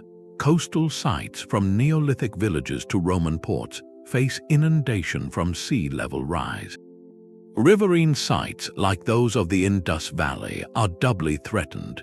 Increased flooding from erratic monsoons can scour away entire layers of history, while rising groundwater, often linked to changing precipitation patterns and upstream dams, brings destructive salts into ancient brickwork, causing it to powder from within. In the Maya rainforest, more frequent and powerful hurricanes threaten to topple structures that have stood for a millennium, while prolonged droughts stress the very jungle ecosystem that has protected the ruins for centuries. The response is a blend of cutting-edge preservation and humble physical defense. One key strategy is the creation of exhaustive digital records. Teams using LiDAR, photogrammetry, and drone surveys are building precise three-dimensional digital twins of entire sites. These are not just for research, they are virtual arcs, ensuring that even if a temple is lost to the sea, its exact dimensions and inscriptions survive in a digital universe for future study. On the ground, sometimes the most effective protection is a strategic retreat. Archaeologists may carefully rebury a sensitive mosaic floor or a fragile mud brick wall with sterile soil, shielding it from temperature swings and erosion until a future generation has better technology to conserve it. Equally vital is empowering local communities as heritage guardians, training them to monitor site conditions and report damage, turning global concern into local stewardship. The flooding of the ancient town of Hasankeyf in Turkey stands as a sobering modern parallel. Though due to a dam rather than climate, its deliberate submersion represents a conscious choice where development priorities overrode preservation, erasing millennia of continuous human history. It forces a difficult question about value. In scrambling to protect these vulnerable sites, what exactly are we saving? Are they merely relics of bygone glory, or do they function as something far more critical? The layers of sediment at Tell Leilan, which recorded the Akkadian drought, are a paleoclimate dataset.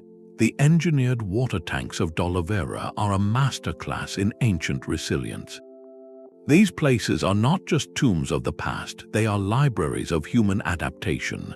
They hold hard-won data on how societies have succeeded, failed, and transformed under environmental stress. To lose them is to burn the instruction manuals just as we need them most. This forward-looking concern shifts our gaze from the mysteries of abandonment to the enduring human questions. These empty cities compel us to ask about our own place in the long arc of time. The ruins do more than whisper of the past. They ask us about the nature of time itself. Across continents and millennia, the same haunting pattern plays out. A civilization reaching its dazzling peak only to dissolve into silence. This repetition compels us to step back from the data of droughts and trade routes and confront the deeper, more unsettling questions these empty capitals pose about fate, pride, and the very shape of human history. Are we watching a predetermined script where every rise contains the seeds of its own fall, or simply witnessing the random collision of countless events? Our ancestors grappled with this mystery long before modern archaeology. The ancient epic of Gilgamesh, one of humanity's oldest stories, is fundamentally about a king's quest to overcome mortality, only to learn that all human works, even great Uruk with its mighty walls, are ultimately impermanent. Centuries later, the poet Percy Bysshe Shelley would capture this same awe in Ozymandias, describing the shattered visage of a forgotten king in the desert, its inscription a hollow boast to power that time has erased. This literary echo reveals a profound human preoccupation, the transience of even our grandest achievements. Philosophers of history have tried to give this pattern a name and a structure. The medieval Arab scholar Ibn Khaldun proposed a cyclical theory of dynastic rise and fall, where the cohesive social bonds of a desert tribe would found a great urban civilization, only for that civilization to grow soft, corrupt, and ultimately vulnerable to a new, hardened group from the margins. In the early 20th century, Oswald Spengler argued that cultures are like living organisms, each with a spring, summer, autumn, and winter, destined to complete its life cycle. These are cyclical views, seeing history not as a line of progress, but as a wheel that inevitably turns. They introduce powerful concepts like hubris, the dangerous overconfidence that comes with great power, and nemesis, the inescapable payback that follows. The ancient Greeks had a potent word for this tragic arc, ate, a kind of blind folly or ruinous infatuation that clouds the judgment of leaders, leading them to make catastrophic decisions. One can easily imagine a ruling elite in a drying Maya city or a fracturing Akkadian court, so invested in their divine status and ritual protocols that they become blind to the practical, adaptive solutions needed for survival. Their ate is not malice but a fatal disconnect, a pride in the system that prevents them from changing it. This philosophical lens contrasts sharply with a linear, progressive view of history, the idea that humanity learns, improves, and moves ever forward. The evidence from these abandoned river valleys sits uncomfortably between these poles. There is no single, deterministic law of collapse, no cosmic timer that goes off when a civilization gets too grand. Each case is a unique tapestry of contingent factors, a specific drought meeting a specific social structure. Yet, the recurring themes of environmental overreach, bureaucratic rigidity, and ideological brittleness suggest not a fateful cycle, but a limited menu of vulnerabilities. Different cultures interpreted their own collapses through their own worldviews. For the Mesopotamians writing the curse of Akkad, it was divine punishment for a king's sacrilege. For the Maya, embedded in a cosmology of world cycles, it may have been seen as the natural, if tragic, closing of one age before the start of another. These were not just historical events, they were moral lessons, stories told to explain how a world could vanish. So we are left with a personal, reflective choice. Looking at the long arc from Mohenjo-daro to our own skylines, do you see a story of human progress where each fall teaches a lesson that makes us wiser? Or do you see a recurring cycle where the same fundamental challenges of power, resources, and belief test every society, with failure always a possibility? Or perhaps history is simply chaos, a series of contingent accidents with no pattern at all. The silent stones refuse to give a single answer, but they insist we ask the question. This metaphysical grounding in cycles and choices brings our exploration to its most intimate scale, the final human moments within the city walls, when the abstract forces of history became a series of personal, agonizing decisions. The grand theories of collapse feel distant until you stand in a single, empty room. History is not made by abstract forces alone, but by countless individual choices, by the quiet anxiety of a parent watching the grain stores dwindle. To truly understand why a capital empties, we must shrink our gaze from the palace to the pottery workshop, from the royal decree to the family conversation held by firelight. This is the human scale of abandonment, where the end of an empire is felt as a series of personal, heartbreaking decisions. Let us follow a potter in the lower city of Mohenjo-daro, a skilled artisan whose family has shaped clay for generations. His workshop once hummed with activity, producing the standardized vessels that supplied households across the city, but over the last few years his orders have slowed. The merchants who buy in bulk come less frequently, their caravans smaller. He notices the repairs to the great public drain outside his lane are less thorough, patches of brick where there once was seamless engineering. At the well, the water tastes subtly different, a hint of silt that grows stronger each season. His wife returns from the market with less barley for the same copper rings, her expression tight with calculation. These are the micro-indicators of a system under strain, the daily data points of decline that no royal inscription would ever record. Archaeologists specializing in household archaeology, like Monica Smith, teach us to read these intimate stories. They excavate not for treasure but for trash, meticulously sifting through ancient middens, the garbage piles of a civilization. In the final layers of a city, these refuse heaps tell a nutritional story. The variety of animal bones decreases, showing less access to choice cuts of meat. Fish bones from distant rivers vanish, evidence of broken trade networks. The seeds found are often from hardier, less desirable weeds gathered in desperation, not the cultivated staples of a thriving state. Within the homes themselves, we see a turn from production to preservation. Broken tools are carefully mended rather than replaced. A cherished ceramic bowl, cracked, is drilled with small holes and stitched back together with cord, a testament to its value when new ones are no longer affordable. This material evidence of making do speaks volumes about a community's shifting priorities from growth to sheer maintenance. Perhaps the most poignant testimony comes from the bones of the children. Bioarchaeologists can identify lines of arrested growth in tooth enamel, markers called hypoplasias. These are like rings in a tree, recording periods of severe physiological stress, often from illness or malnutrition during childhood. In the decades leading to a city's abandonment, the frequency of these lines often increases. It is a silent, skeletal record of generations growing up hungry, their bodies bearing the invisible scars of a civilization's failing foundations. For our potter's family, the decision to leave likely unfolded not as a single dramatic moment, but as a grim, gradual realization.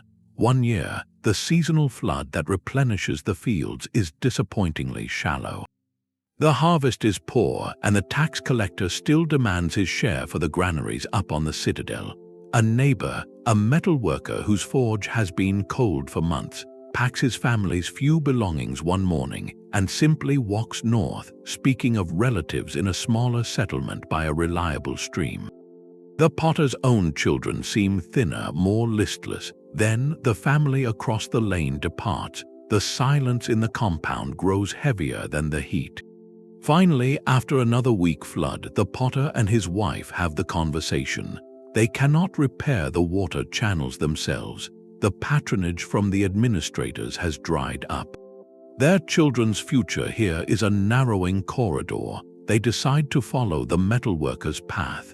The packing is a lesson in heartbreaking economy. The heavy potter's wheel is impossible. He takes only his finest, sharpest trimming tools wrapped in cloth. His wife selects a single necklace of fired clay beads, an heirloom from her mother. They fill sacks with the last of the stored grain and a few cooking pots. The rest, the accumulated craft of a lifetime, the kiln, the stacks of unfired vessels, the small household shrine, is left behind. On the final morning, they join a trickle of other families at the city gate. The potter glances back once at the familiar lane, the workshop door open to the empty street, then turns to face the dusty track leading away from the only home he has ever known. This experience was not uniform. For the elite in their elevated quarters, the end may have felt different. A minor official in Memphis or a low-ranking priest in Tikal might have clung to ritual and routine long after the commoners had begun to adapt. Their identity was bound to the state's ideology, and to abandon the ceremonies was to abandon themselves.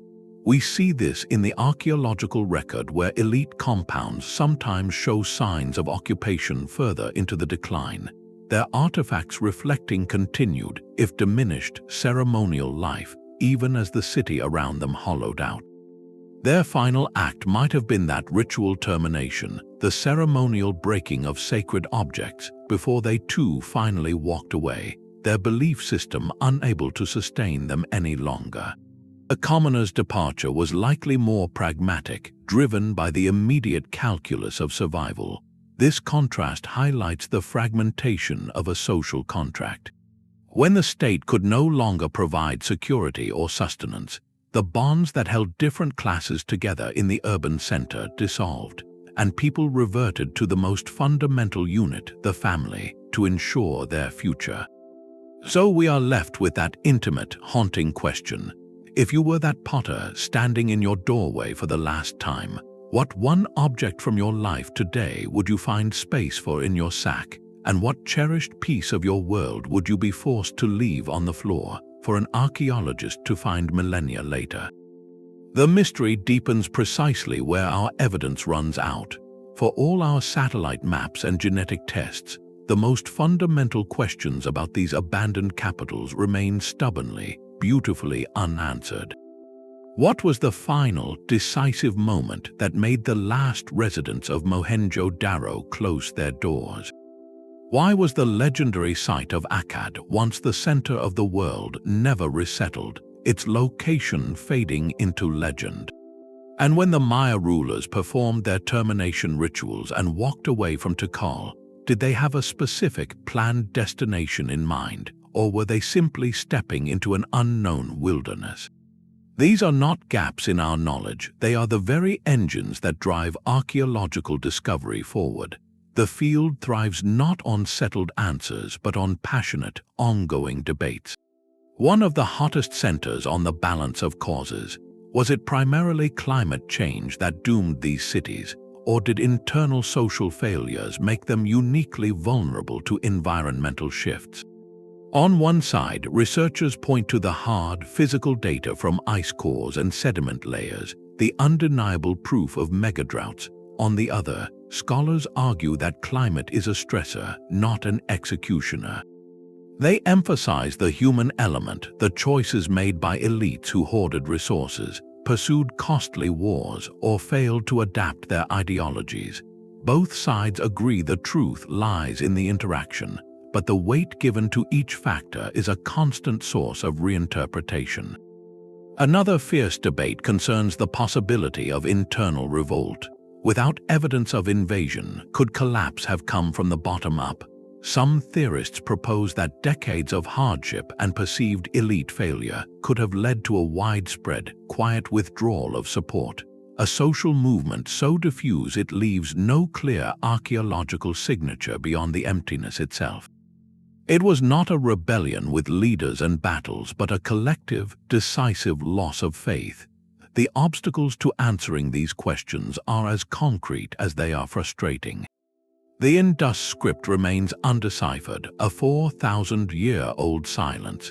If we could read those symbols on their seals and tablets, we might hear their own explanations for the Exodus.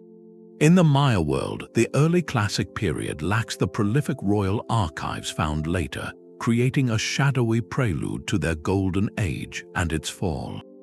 In Mesopotamia, the relentless heat and moisture have destroyed almost all organic materials, wood, textiles, and most written documents beyond durable clay tablets, leaving vast chapters of their social history permanently erased. This is why archaeology is a story without a final chapter. Every new discovery has the power to overturn decades of consensus. Excavations at a site like Gonur Tepe in the deserts of Turkmenistan are a perfect example. This major center of the mysterious Oxus civilization is revealing astonishing art, architecture, and evidence of far-flung trade connections with both Mesopotamia and the Indus Valley. Each season's findings adds new complexity to our map of the Bronze Age world, showing that these river valley capitals were not isolated islands, but nodes in a vast, fragile web of interaction. Its discoveries remind us that a breakthrough in one region can suddenly illuminate a mystery in another, thousands of miles away. This constant state of flux leads to a reflective, almost philosophical question. Is the enduring mystery itself more valuable than a single, definitive solution? There is a profound power in the unanswered question. It invites us to participate, to weigh the evidence, to imagine the possibilities. It transforms these ruins from solved puzzles into living conversations across time. If we one day found a tablet that stated plainly, "We left because the river moved and our king was a fool," would it satisfy our deeper need for meaning, or would it somehow diminish the haunting resonance of those empty streets? This acknowledgement of limits is not an admission of defeat, but a celebration of the journey. It sets the stage for our final task, to gather all these threads of evidence, debate, and human experience, and ask what they collectively tell us about the nature of civilization itself. A civilization story is told as much by its silent endings as by its noisy beginnings. Our journey through these empty river valleys leaves us not with a neat solution, but with a deeper respect for the intricate dance between human ambition and the natural world that sustains it. The lesson of these abandoned capitals is humbling and clear. No society, regardless of its power or sophistication, operates in a vacuum. Its survival is a continuous negotiation with the environment, its economy, and the shared beliefs of its people. We have seen this pattern repeat from the Indus to the Nile, from Mesopotamia to the Maya lowlands. Each case underscores the peril of over-reliance on a single, fragile resource, whether it is a river's flood, a distant tin mine, or a predictable monsoon. When that foundation trembles, everything built upon it is at risk. We have witnessed the fragility of overly complex systems, where the very institutions designed for stability can become rigid, slow to adapt, and incapable of responding to novel crises. And yet, woven through this narrative of decline is a parallel thread of profound resilience. The people did not vanish, they transformed. They dispersed, adapted, and carried forward the seeds of their culture into new forms of community. Historian Will Durant captured this delicate balance with timeless insight, noting that civilization exists by geological consent, subject to change without notice. These silent cities are not merely tombstones. They are monuments to human ingenuity, to the breathtaking things we can build when we cooperate. They are also stark reminders of our own potential vulnerabilities, cautionary tales written in stone and soil. So as you look at the modern world around you, consider the foundations of our own gleaming urban centers. What unseen rivers of data, energy, and global trade do they depend upon? What stories might archaeologists piece together from our layers millennia from now? The past invites us to think in longer arcs, to see our own moment as part of an ongoing human experiment in building a sustainable world. If this exploration into the echoes of vanished worlds has sparked your curiosity, I invite you to join the conversation. Share in the comments below which of these abandoned capitals fascinates you the most, and why is its story so compelling to you? For more journeys into history's greatest puzzles, consider subscribing. Thank you for listening and for walking with me through these silent, echoing streets.